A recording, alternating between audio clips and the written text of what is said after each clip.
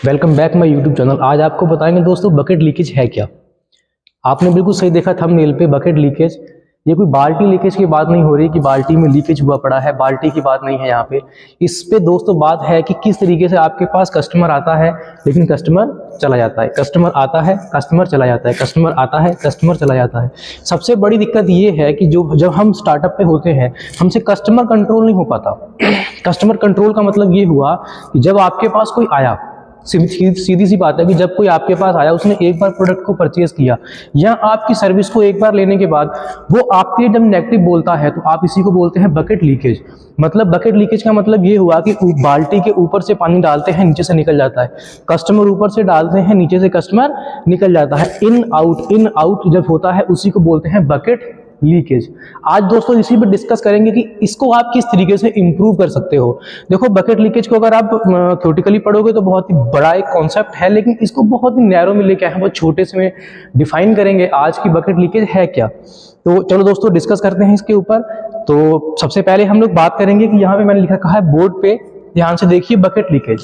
इसमें है product update. आपके प्रोडक्ट में अपडेट होना जरूरी है। आपका प्रोडक्ट क्यों? अगर आपका प्रोडक्ट अपडेट नहीं होगा तो सिंपल सी बात है, आपके कॉम्पिटिटर्स जो होंगे वो उस चीज को पहले कर देंगे।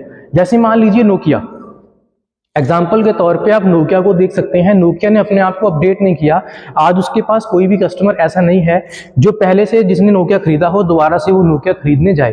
क्यों? क्योंकि इसमें कारण सबसे बड़ा ये रहता है कि जब हम लोग किसी चीज को एक बार परचेज कर लेते हैं, मान लीजिए हम उसमें देखते हैं क्वालिटी। क्वालिटी कहां से आएगी? जब तक आपका प्रोडक्ट अपडेट नहीं होगा। वर्जन में अपडेट करना कंपलसरी है, प्रोडक्ट भी अपडेट होगा तभी आपका कस्टमर आपके पास रुकेगा, अदरवाइज वो यहां से स्विच करके किसी सेकंड के पास निकल जाएगा। इसके बाद आता है कस्टमर सेटिस्फेक्शन। दोस्तों कस्टमर सेटिस्फेक्शन क्या है? सबसे पहला बात होता है कस्टमर को जितनी फैसिलिटीज आप देंगे कस्टमर उतना ही सेटिस्फाई होगा। फर्स्ट, कस्टमर को जितनी फैसिलिटीज आप देंगे कस्टमर उतना ही सेटिस्फाई होगा। अगर मान लीजिए कि हम कस्टमर को सिर्फ प्रोडक्ट को बेचते हैं, जैसे पहले फॉर्मूला चलता था सेल्स का, अब चलता है मार्केटिंग का। सेल्स क्या है? सेल्स ओनली प्रोडक्ट को सेल करने पे ही स्टॉप हो जाती है, लेकिन मार्केटिंग क्या है? उस चीज को दोबारा से फिर उसी पर्सन को दोबारा से रीपरचेज करने के लिए जो मजबूर कर देते हैं उसी को मार्केटिंग तो बोलते हैं हम लोग। इसी तरीके से क्या होता है, कस्टमर सेटिस्फेक्शन हमारे लिए जरूरी है। कस्टमर सेटिस्फेक्शन कैसे आएगा? सबसे पहले जैसे मैंने बताया प्रोडक्ट में क्वालिटी होगी, आप प्रोडक्ट में आप फैसिलिटीज प्रोवाइड करें, ठीक है, तो कस्टमर आपके पास दोबारा से आएगा। दोबारा से आने का मतलब ये हुआ कि जब कस्टमर दोबारा से आपको परचेज करेगा, आपके प्रोडक्ट को परचेज करेगा, तो उससे क्या होगा, उस कस्टमर का आपके ऊपर क्या बढ़ेगी, एक भरोसा बढ़ेगा आपके प्रोडक्ट के ऊपर और एक लॉयल कस्टमर के रूप में वो आपके सामने आएगा। उसके बाद आता है दोस्तों प्रोडक्ट क्वालिटी, प्रोवाइड क्वालिटी।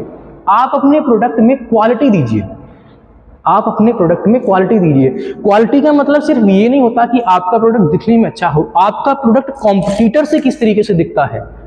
भाई कॉम्पिटिटर, जैसे मान लीजिए आज हमारे पास वीवो और सैमसंग दो मोबाइल होते हैं, हम दोनों का कंपैरिजन कर सकते हैं। दोनों का कंपैरिजन करने का मेन जो सिस्टम ये है कि हम दोनों की क्वालिटी को ही चेक करते हैं। तो इसमें क्या है, प्रोवाइड क्वालिटी। आप अपने प्रोडक्ट में क्वालिटी अच्छी दीजिए, कस्टमर कभी भी आपसे निकल के नहीं जाएगा। इसके बाद आता है फोकस ऑन मार्केटिंग। सबसे बड़ा कॉन्सेप्ट यही है, मार्केटिंग मार्केटिंग मार्केटिंग। जब तक आपके प्रोडक्ट की अच्छे से मार्केटिंग नहीं होगी कस्टमर आपके पास दोबारा से नहीं आएगा। आप मान लीजिए कि मेरे हाथ में ये मार्कर है, मान लीजिए कि मेरे हाथ में ये मार्कर है, इस मार्कर के ऊपर अगर ये इतना कुछ ना लिखा होता तो शायद मैं इस मार्कर को ढंग से ना जान पाता, ठीक है ना। इसके ऊपर जो भी लिखा हुआ है मैं आज इस प्रोडक्ट को इसी के नाम से जानता हूं, और जब भी मैं शॉप पे जाता हूं दोबारा से उसको बोलता हूं भाई मुझे इसमें का एक मार्कर चाहिए। इसमें मतलब क्या, इस कंपनी का नाम, मैं यहाँ पे कंपनी का नाम डिस्क्लोज नहीं करूंगा, आप समझ सकते हैं। तो मैं इसी को दोबारा से क्या करता हूं, परचेज करने की कोशिश करता हूं। क्यों? क्योंकि मेरा इस पे क्या है, एक तो मेरा सबसे बड़ी मुझ पे इस पे भरोसा है क्योंकि ये क्वालिटी वाइज अच्छा है, और दूसरा क्या है कि जब मैं वहां पे जाता हूँ मार्केट में, जब इसे परचेज करने दुकान पे जाता हूँ तो मुझे सीधा सा वहां पे क्या होता है कि मेरी जो दुकान वाला है वो भी इसी की मार्केटिंग करता है कि भाई आप ये वाला प्रोडक्ट ले लीजिए, इसमें क्या होगा कि इसमें क्वालिटी आपको अच्छी मिलेगी। तो इसीलिए आप अपने प्रोडक्ट की जितनी हो सके मार्केटिंग करें। मान लीजिए आप छोटे से एक शॉपकीपर हैं, एक छोटा शॉपकीपर जो होगा वो इतनी बड़े लेवल पे मार्केटिंग नहीं कर पाएगा। क्यों? क्योंकि उसमें कारण क्या होते हैं, मेन कारण वो है कि उनके पास वहां पे पैसा जो फंड है वो इतना रिक्वायर्ड नहीं होता।